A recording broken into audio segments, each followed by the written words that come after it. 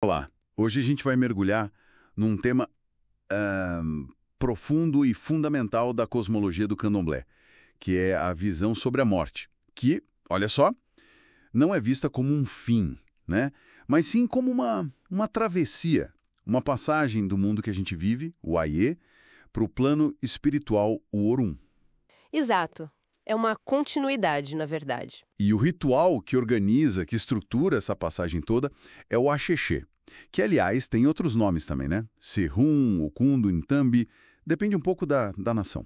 Isso varia conforme a tradição. E o objetivo dele, basicamente, é guiar quem acabou de falecer, o Araorum, ou Vumbi, Vumbi são os termos para esse espírito, guiá-lo de volta para sua origem, para sua existência genérica lá no Orum. Sim, e as fontes que a gente consultou para esse papo, elas são bem ricas em detalhes.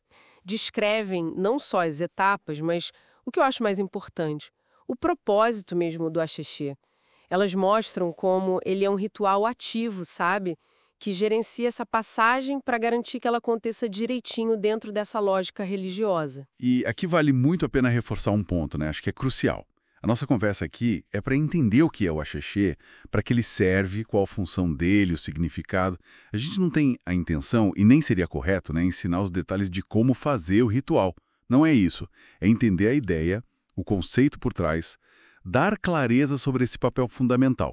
Exatamente. É uma questão de respeito e foco no entendimento da cosmologia. Perfeito. Então, vamos lá. Começando a desvendar isso. Uma coisa que salta aos olhos nas fontes é a importância do Ori, a cabeça. Dentro dessa visão de mundo, o Ori é tipo a nossa identidade, a primeira parte da gente a chegar aqui no Aie.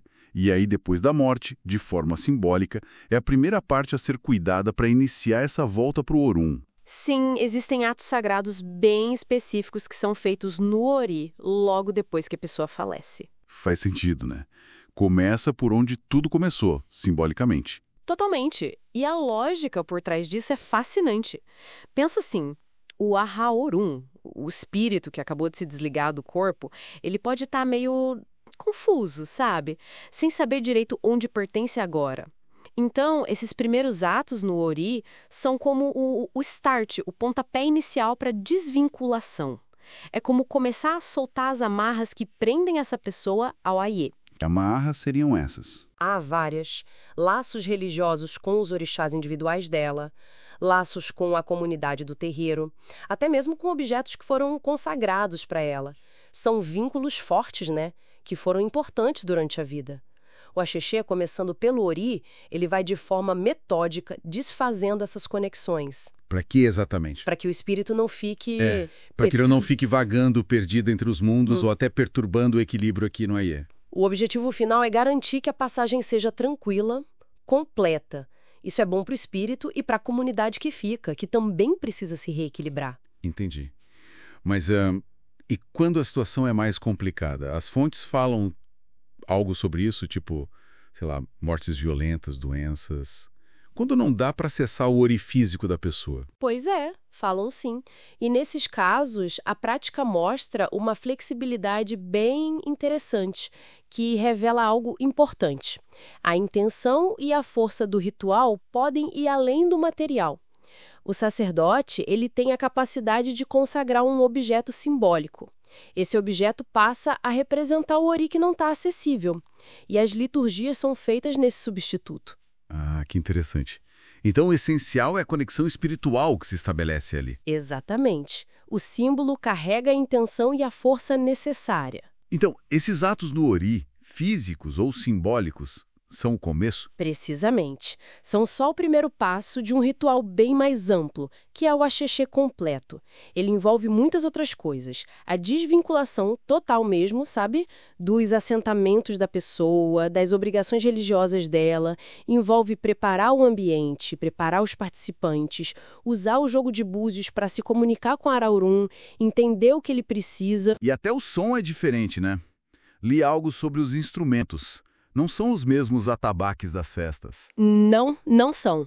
Muito bem observado. Isso é bem significativo. No axexê se usam instrumentos como cabaças, o purrão. Eles marcam um ritmo mais contido, mais introspectivo, adequado para esse momento de passagem, de despedida. O som acompanha o sentimento do ritual. Entendi. E como isso tudo termina? Qual o clímax? O clímax é um momento muito forte. É o desmonte e a quebra ritual dos objetos sagrados, dos pertences religiosos da pessoa. Depois disso, se prepara e se entrega o carrego do axexê. Esse carrego é um grande ebó, uma oferenda complexa, preparada com muito cuidado, que simboliza a liberação final do espírito. É o que sela mesmo a desvinculação de qualquer energia que ainda pudesse estar ligada ao terreiro, ao plano material. O foco no ori inicia e o carrego finaliza essa libertação. Uau! Então, se a gente olhar para o quadro todo, o axexé é a cerimônia que fecha o ciclo da vida no Aie. Ele garante que o Araúrum volte de forma consciente, tranquila, completa para sua condição ancestral lá no Orum. Dá para pensar nele como o rito que conclui a jornada, que muitas vezes começou lá atrás com o Bori, que é o ritual que assenta o Ori na vida, né? Fazendo um resumo, então, para a gente fechar, o axexé é essa cerimônia-chave no candomblé para guiar a transição depois da morte.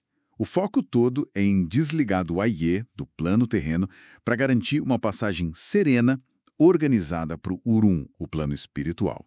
E esse processo todo que é complexo, começa com aquele tratamento simbólico do Ori. E só para repetir, né? O nosso papo aqui foi para entender essa função, esse significado, e não os detalhes práticos de como fazer. Exato. E pensando nisso tudo, nessa ênfase toda em encurtar os laços terrenos para facilitar a ida para o Orum, fica uma pergunta no ar, né? Como será que essa visão de mundo, que faz um ritual tão definitivo de separação, pensa a memória e a conexão que continua existindo entre quem fica e os ancestrais, mesmo depois que o axé termina? Fica aí uma reflexão sobre as muitas formas de manter laços, mesmo sem a presença física.